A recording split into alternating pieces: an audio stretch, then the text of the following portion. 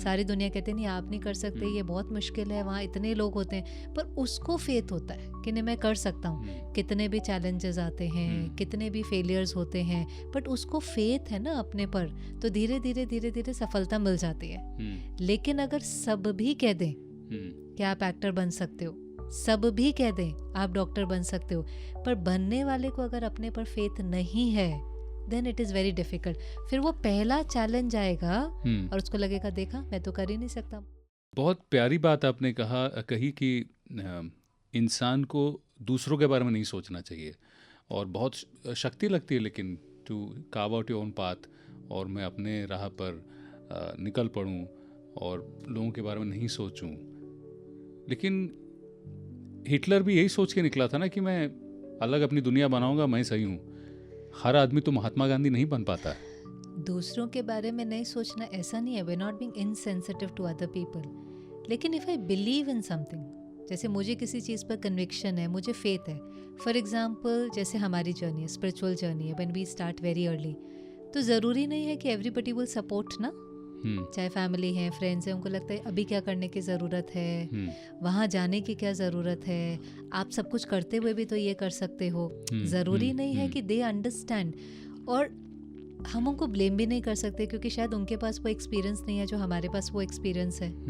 हम जब कोई डिसीजन ले रहे होते हैं, when we are choosing a certain path, वो मेरा एक्सपीरियंस है कि हमें इससे कुछ मिल रहा है, हमें ये करना है। लेकिन हमारी एक वीकनेस होती है कई बार कि हमें अपने पर इतना फेथ नहीं होता, हम अपने पर इतना हमें कन्विक्शन नहीं होता, तो फिर हमें सब चाहिए होते हैं कहने के लिए कि नहीं आप जो कर रहे हो वो बिल्कुल राइट है।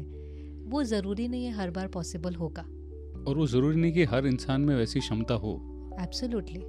लेकिन अगर आपको फेथ, और हम तो दुनिया में ये रोज देखते हैं ना, किसी को अपने पर फेथ होता है कि नहीं मैं एक्टर बन सकता हूँ, सारी दुनिया कहते नहीं आप नहीं कर सकते, ये बहुत मुश्किल है, वहाँ इतने लोग होते हैं, पर उसको फेथ होता है कि नहीं मैं कर सकता हूँ। कितने भी चैलेंजेस आते हैं, कितने भी फेलियर्स होते हैं, बट उसको फेथ है ना अपने पर, तो धीरे धीरे धीरे धीरे सफलता मिल जाती है। लेकिन अगर सब भी कह दें कि आप एक्टर बन सकते हो, सब भी कह दें आप डॉक्टर बन सकते हो, पर बनने वाले को अगर अपने पर फेथ नहीं है, then it is very difficult.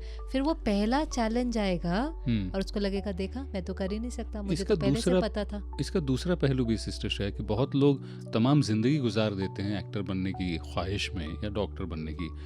Bombay में तो ऐसे बहुत सारे लोग हैं जो दुनिया भर से अपना लक आजमाने आते हैं कि, और 20 साल 30 साल 40 साल दे दिए लेकिन नहीं बन पाए। तो किस्मत भी बहुत फैक्टर बड़ा है इसमें।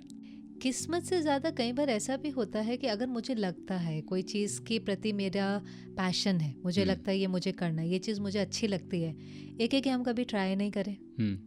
जब हम ट्राई नहीं करते तो कभी कभी मन में एक रिग्रेट रह जाता है जीवन भर, मैं कर लेता तो।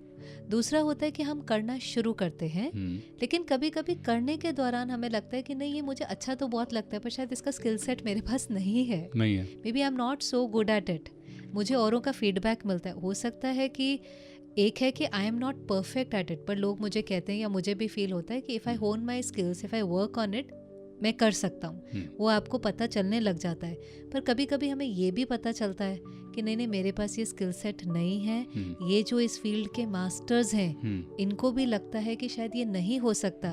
देन आई थिंक वो भी फिर एक वाइज डिसीजन होता है कि आपने ट्राई किया, पर आपको लगता है कि अगर आपके पास वो स्किल सेट नहीं है तो आप बैकआउट भी कर लेते हैं। पर अगर आप ट्राई नहीं करते, वो कहते हैं ना failure is always better than regret. Regret नहीं होना चाहिए लाइफ में।